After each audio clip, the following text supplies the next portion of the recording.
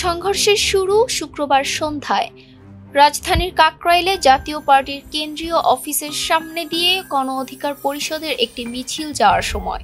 পরে এ ঘটনার জন্য একে অন্যকে দায়ী করে দুপক্ষ। তবে পরিস্থিতির অবনতি হয় রাত ৯টার দিকে।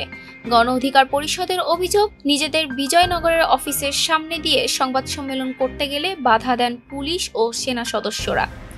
আর এ সময় গুরুতর আহত হন নুরুল হক নূর সহ শতাধিক নেতাকর্মী।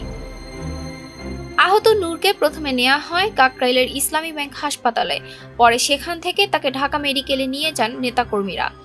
এর পরপরই এ ঘটনায় প্রতিক্রিয়া জানিয়ে এনসিপি নেতা হাসনাত আবদুল্লাহর সমালোচনার মুখে পড়েন আইন উপদেষ্টা। কার নির্দেশে নূরকে রক্তাক্ত করা হলো সে প্রশ্ন তোলেন সার্জিস আলম। পরে বাংলা মোটরে বিক্ষোভ করেন দলটির নেতাকর্মীরাই। গত বছর জুলাই আগস্টে আইন শৃঙ্খলা বাহিনী যেভাবে নিপীড়ন করেছে, আজকে সেই একই কায়দায় এই হামলা হয়েছে। রাতেই বিক্ষোভ হয় ঢাকা বিশ্ববিদ্যালয় ক্যাম্পাসেও। পরে ঢাকা মেডিকেলে নূরকে দেখতে যান প্রধান উপদেষ্টার প্রেস সচিব। এরপর সেখানে আসেন আইন উপদেষ্টা আসিফ নজরুল। নূরকে দেখতে এসে এই ঘটনায় জড়িতদের ফুটেজ দেখে ২৪ ঘন্টার মধ্যে ব্যবস্থা নেওয়ার দাবি জানান এবি পার্টির চেয়ারম্যান মুজিবুর রহমান মঞ্জু। গণ অধিকার সভাপতির ওপর হামলার নিন্দা জানিয়ে এক বিবৃতিতে বিএনপি মহাসচিব মির্জা ফখরুল ইসলাম আলমগীর বলেন, গণতান্ত্রিক রাজনৈতিক সংস্কৃতির চর্চাকে ব্যাহত করে এমন কর্মকাণ্ডকে তার দল সমর্থন করে না। এ ঘটনার তীব্র প্রতিবাদ জানায় জামাতে ইসলামীও।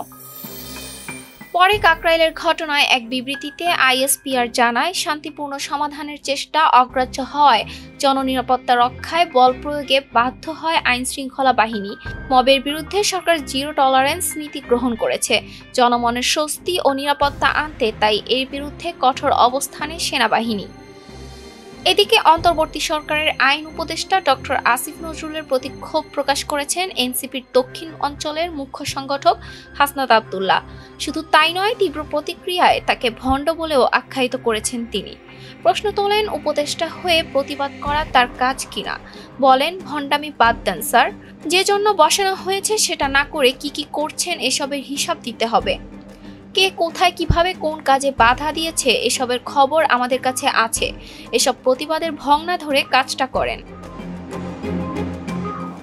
এদিকে আহত নূরকে দেখতে ঢাকা মেডিকেল কলেজ হাসপাতালে গেলেও গণ অধিকার পরিষদের নেতাকর্মীদের রোষানলে পড়েন উপদেষ্টা ডক্টর আসিফ নজরুল। আইন উপদেষ্টাকে অবরুদ্ধ করে জাতীয় পার্টির চেয়ারম্যান জিএম কাদেরকে গ্রেফতার করার দাবি জানান নেতাকর্মীরা। ETS Bangla desk report.